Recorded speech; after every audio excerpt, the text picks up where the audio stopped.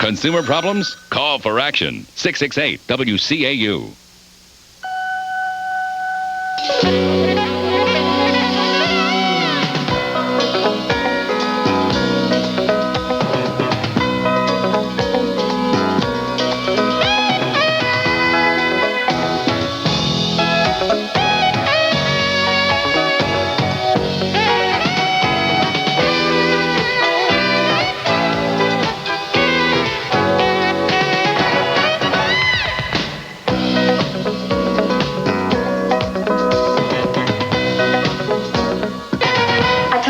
His name, Tom, that I'd meet him.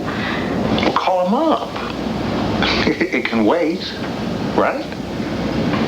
I don't know.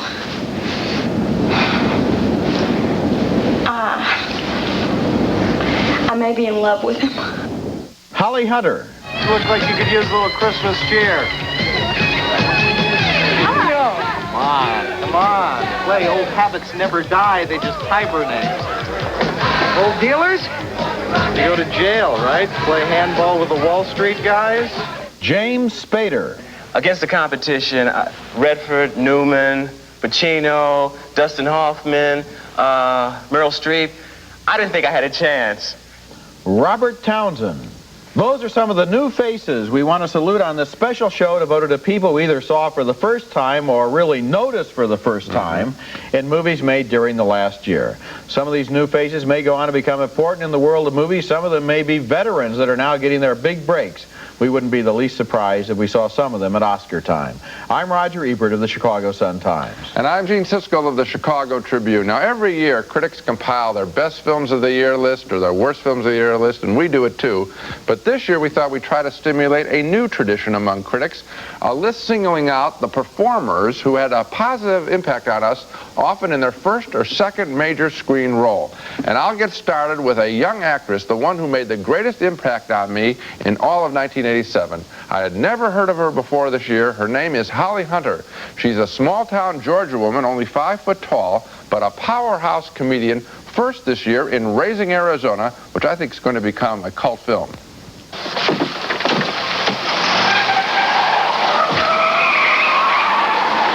Thank you, honey. But you really didn't have to do this. You dressing like a mad dog. What if me and the baby been picked up? Sure thing, dear. Nathan Jr. would have been accessory to armed robbery. No. Very funny there, but more important was Holly Hunter's first leading role in the great entertainment Broadcast News, where she plays a smart-as-a-whip network TV producer, here arguing with her boss about who is the right man to anchor an important news bulletin. Tom's not ready for the job you're about to hand him. Not near ready. Not by the longest shot. Now, Aaron spent 6 weeks in Tripoli. He's interviewed Gaddafi. He reported on the 81 story. I think he's essential to do the job we're capable of. And I think it's my responsibility to tell you that. Okay, that's your opinion. I don't agree. It's not opinion. You're just absolutely right. And I'm absolutely wrong.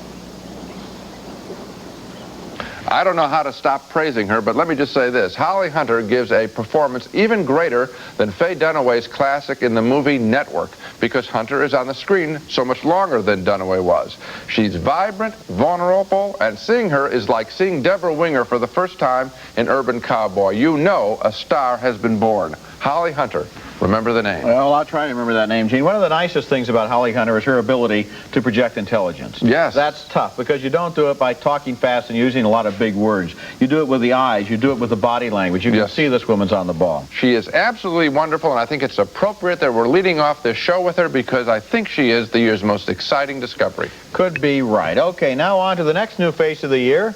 And it belongs to Joe Mantegna, who was the star of the movie we both picked as one of the year's 10 best, David Mamet's House of Games. Mantegna is a veteran stage actor who's appeared in a lot of smaller supporting roles over the years, but this was the year he came into his own in 3 big movies.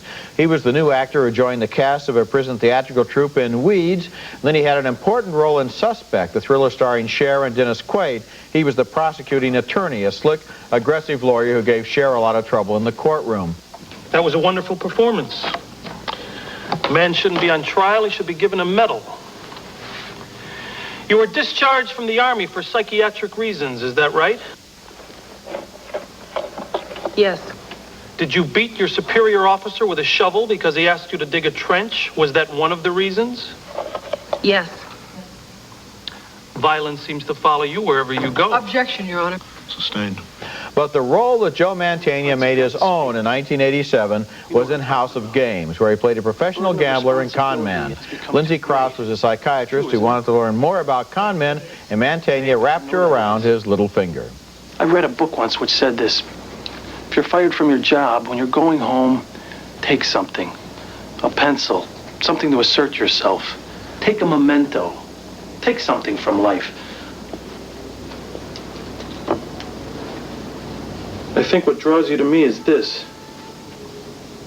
I'm not afraid to examine the rules and to assert myself.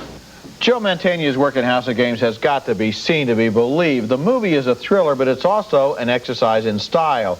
And he's not playing simply a realistic character, but a character who is himself always playing other roles, pretending to be other people. So when you look at him in this movie, you think you know who he is and when he's telling the truth, and you're always wrong.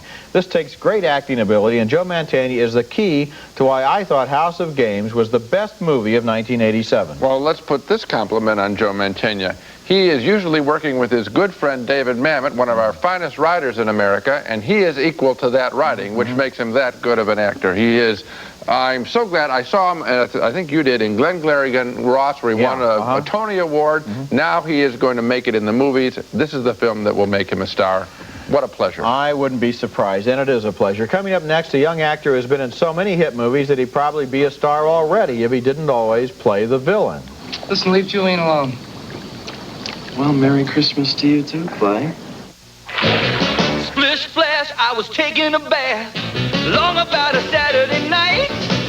Glove stuff got a clog in my tub, so I jumped out and fixed it up right. Just poured in liquid Drano, soon the clog was all gone. They call it liquid Drano, baby, no, it's real strong. Yipe tight, and it won't hurt your pipe. Metal pipes or plastic, liquid Drano's just fantastic. Now I'm splishing and a splashing. Liquid Drano, the liquid strong enough to be called Drano. Northern bathroom tissue has a special kind of softness because it's quilted. And you can feel the difference quilting makes. Northern, quilted for a special kind of softness. Now there's a Heinz ketchup just for onion lovers. Heinz ketchup and onions. Lots of chopped onions blended with America's favorite ketchup. If you love Heinz ketchup and onions, you'll love Heinz ketchup and onions. I'm going to ask you if you'd like to join the American Association of Retired Persons. And I know what you're thinking. No thanks, I'm not retired. Okay. Then how about joining a group that gives you really helpful advice on all aspects of life over 50? Sound better? It's a non-profit organization that stands up for its 20 million members on issues like Social Security and taxation. Would you like that?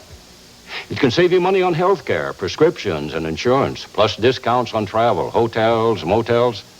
It's very tempting, isn't it? You even get Modern Maturity, a great bi-monthly magazine, all for only $5. Now, I know what you're thinking. How do I join? Call 1-800-453-5433. See? You just decided to join that group you thought you had to be retired to join. AARP. All you have to be is over 50. So call 1-800-453-5433. I knew you would. Continuing our salute to bright new stars in the movies, the next new talent I'd like to talk about is James Spader, who specializes in playing slick, smooth, and sometimes fairly hateful young wheeler dealers. He has specialized so far in his career in the thankless task of playing villains. You may remember him as the nasty boss in Mannequin or the snotty rich kid in Pretty in Pink. This year he appeared in 3 major movies and really came into his own, all in unlikable roles. In Baby Boom, he was the ambitious young executive who was all too eager to usurp the place of Diane Keaton. JC, I thought you were taking a day off today. What brings you back so early? Fate, I think. Fate. In Less Than Zero, a movie about cocaine addiction among rich kids in Southern California, he gave one of the year's best performances as a slimy drug dealer. I am not the problem here, all right? Julian is. I've been patient. I let it slide. You know how much he owes me? Anybody else would have cut him off a long time ago. Julian's dead. Forget about him. And here is James Spader in Wall Street as the hero's old college chum. What about you? I hear you guys are handling the Fairchild Foods merger and it may not be going through. Any surprises I haven't read about in the Wall Street Journal? Come on, buddy, that's illegal. You wouldn't want to get me disbarred now, would you? Oh, who's listening? Just one college buddy talking to another. Yeah, right. You know, it's a funny thing about actors. We may say we're impressed by their talent, by how much skill they have in their acting, but in the movies, a lot of us are more often impressed by their characters. To put it bluntly, we like actors who play attractive people. Since Spader has mostly been cast in very unattractive, negative roles and various kinds of villains, he's tended to be overlooked as a good young actor. But while I was watching Less Than Zero, I realized that James Spader has a lot of the same strength and focus as another talented but sometimes overlooked actor, Christopher Walken. It's not easy to play a villain. The character has to be more complicated, more introspective than the average hero, and the better job you do, the less people are likely to like you. I think what you mean is particularly a villain who is not the centerpiece of the whole film. Obviously a big villain like Michael Douglas in Wall Street, although that's a glamorous role, and people thrive to that. But to make a little villain work and be memorable, that's a tremendous achievement. Yes, it is. And this actor is very, very good. He is contemporary, not Hollywood's version of what is a contemporary human being. He is really contemporary. He could do just about any kind of modern character. I would imagine that the way his career is going, we're going to see him in a lead role before long. I hope so. I'm looking forward to that. I think he can handle it. My next choice is the amazing entrepreneur Robert Townsend, who made a very funny little comedy called Hollywood Shuffle about the problems of black actors trying to make it in Hollywood. Now here he finds out that white producers are interested only in having jive-talking blacks in their movies. And cut. Hi, my name is Robert Taylor, and I'm a black actor. I had to learn to play these slave parts, and now you can too, at Hollywood's first black acting school. It teaches you everything. Learn Jive Talk 101. You mother... Jive turkey mother... All right, that's good, you'll work, all right. As the story goes, Robert Townsend had to beg unused film stock from other people's movies to shoot this little picture and finance the rest on his credit cards. But I must say, the bowing and the scraping paid off with one of the year's most engaging films. Robert Townsend, and he's good as an actor as well as here's an example of a guy whose ambition comes true, because here we're doing a show on new faces of the year, and he's one of them. Now, he has been in movies before. He had a bit part in Soldier Story. He's been in 5 or 6 movies. But he realized his career was going nowhere. He went out, he made his own movie, he put himself in it, and it paid off because it was a good movie. He showed he had the stuff. I'll tell you, I've been saying it for years, if minorities or people who feel left out of the mainstream of Hollywood are going to make it, they're probably going to have to do it on their own. Robert Townsend proves it true. Coming up next, a veteran stage actress who makes herself an instant star with her biggest movie role to date. Her name is Olympia Dukakis.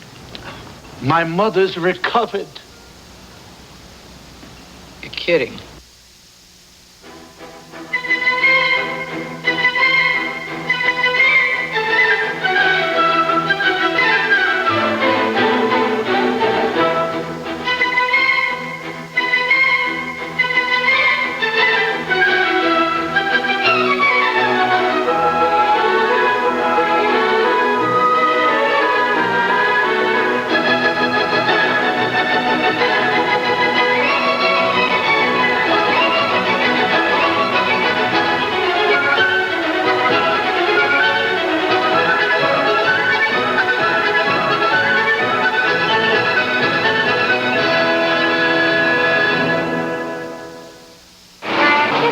How bad it feels. I feel like it's this big, like a big tomato.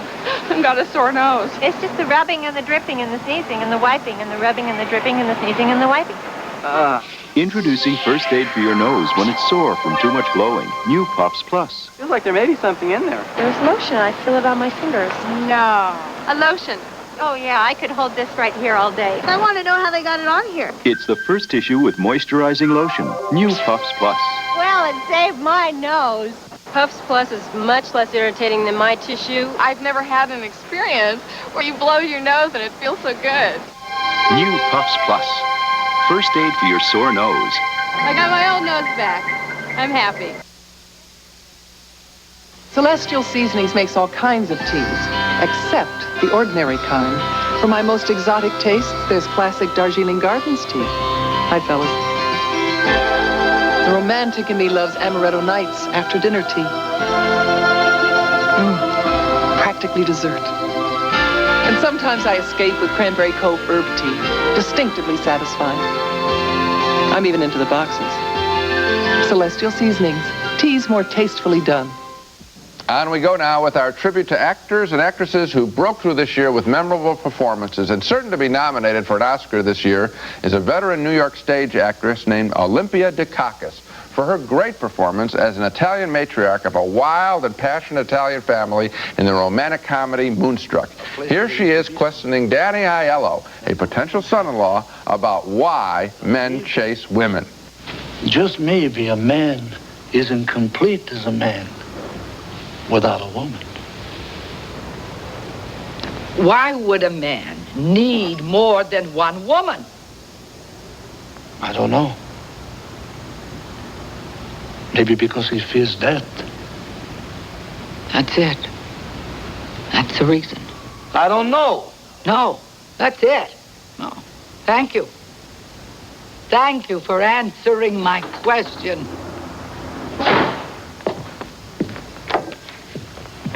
Hi. Hello, Mr. Castorini. Oh. Hi. Where you been? I don't know, Rose. I don't know where I've been, and I don't know where I'm going. All right? Should have your eyes open for you, my friend. I have my eyes open. Oh, yeah? Well, stick around. Don't go on any long trips. I don't know what you mean. I know you don't. That's the point. I'll say no more. You haven't said anything. And that's what I'm saying. Cosmo. What? I just want you to know, no matter what you do, you're gonna die, just like everybody else. Thank you, Rose. You're welcome. Now that's just funny.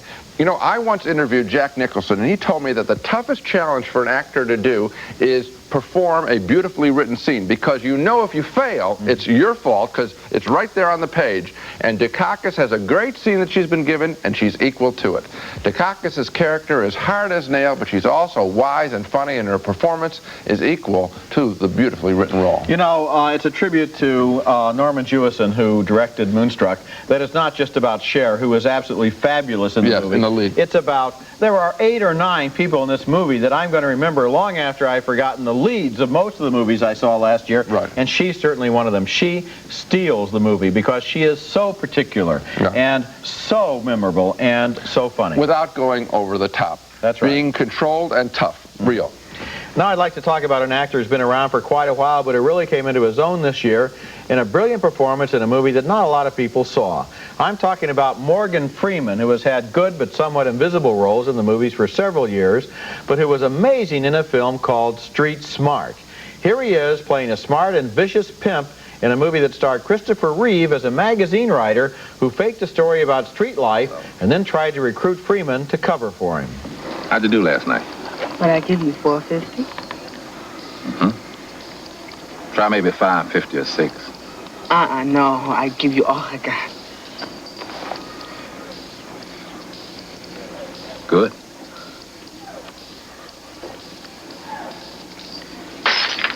I take the bread. The whole loaf, you understand? You want money, you come to me. You try going into business for yourself. You be one dead hole. Oh, not my face, please. It's not your face, bitch, it's my face. Hey, take it easy. Yeah? Oh.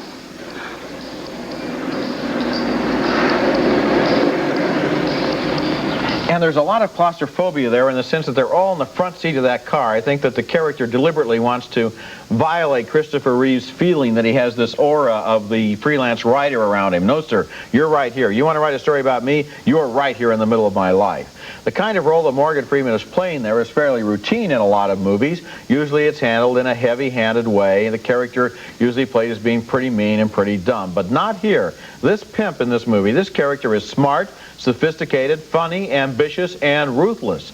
And the whole heart of the movie is the way he charms Christopher Reeve and then wraps him around his little finger.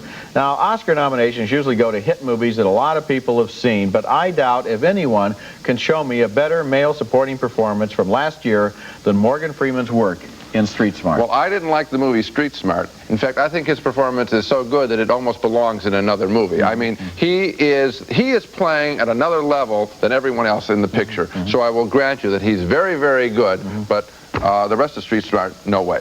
When we come back, two new faces who played each other's lover in a British film about the life and death of a young playwright. Can you spell? Yes, but not accurately.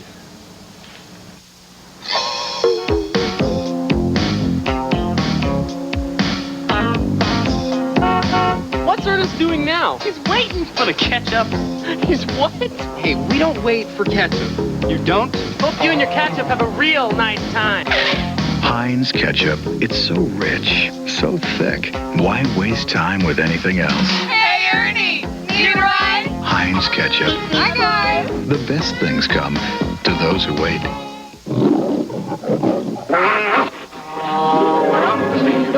The original Wizard of Oz on video cassette with the songs everybody loves.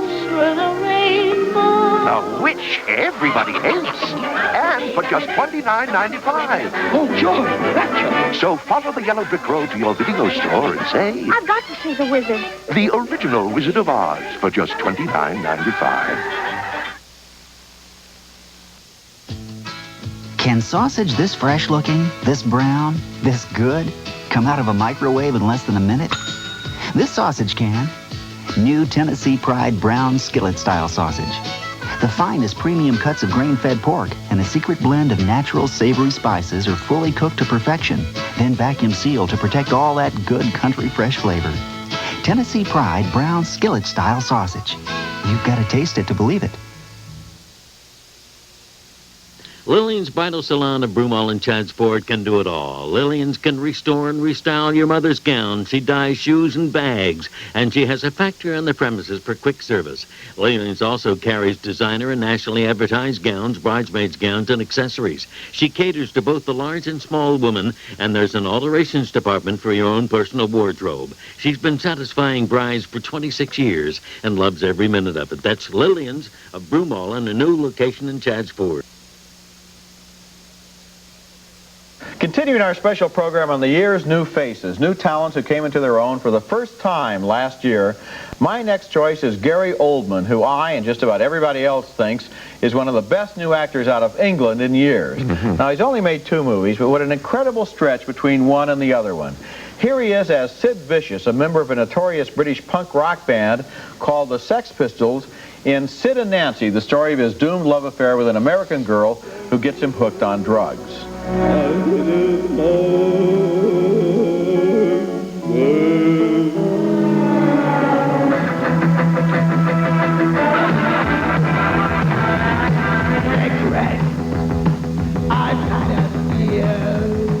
And here is Gary Oldman in this year's Prick Up Your Ears, playing homosexual playwright Joe Orton, whose scandalous comedies won him a Dramatist of the Year award shortly before he was murdered by his lover. My plays are about getting away with it, and the ones who get away with it are the guilty. It's the innocents who get it in the neck. But that all seems pretty true to life to me, not a fantasy at all. I've got away with it so far, and I'm going to go on. And his whole attitude there is interesting, kind of amused at a private joke, because he realizes this establishment group that is honoring him with a statue is in fact people who his entire art is designed to totally dismiss. Although they were both outsiders and rebels, it'd be hard to imagine 2 British artists who were more unalike than Sid Vicious and Joe Orton. And yet Gary Oldman brought both of them completely to life in performances that even changed his physical appearance. Unless you looked at the credits, you might not even recognize the 2 characters were played by the same actor. Oldman comes from the great British tradition of working on stage and screen at the same time, and in London he's being compared with Richard Burton and Albert Finney. I think he belongs in that company. Well, that's heavy-duty company, and we shall see, but certainly these 2 roles couldn't have been performed any better than anyone else, and I would like to see him actually do a comedy next. I hate to be advisor to these people's careers. I'm humbled in their presence, but I think that that's what he could do and really blow people away, because there is, even in the scene that you just mentioned and we saw, there is this slyness. There are also the humor in the eyes. I mean, this guy could probably do a very, very funny role extremely well. his talent may be unlimited. My final pick is someone who co-starred with Gary Oldman in this same film, Prick Up Your Ears, Alfred Molina, a Royal Shakespeare Company actor who has had the less flashy role of Joe Orton's teacher and lover in the film. However, he's no less an important character and gives no less an important performance. The tragedy written across Molina's face is something I'll never forget. I don't want to go away. I just want to go to the awards. I could, look, Joe Wharton and guest. I'd behave. I wouldn't say a word, I promise. No. Why? Because it's for me. I wrote it. I gave you the title. Okay, so when they have awards for titles, you can go to that.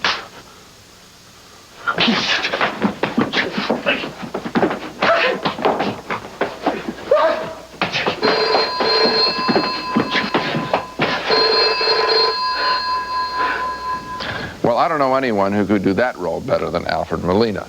You know, Roger, you mentioned about James Spader, how tough it is to get recognized for playing unsavory characters. Here's a film that is an unsavory subject to most people, and I suspect that both Oldman and Molina will be ignored at Oscar time, but wouldn't it be wonderful if Alfred Molina got a supporting actor nomination? Because they're going to focus on Oldman. Oldman's getting all the press. He is great. I want to take nothing away from him.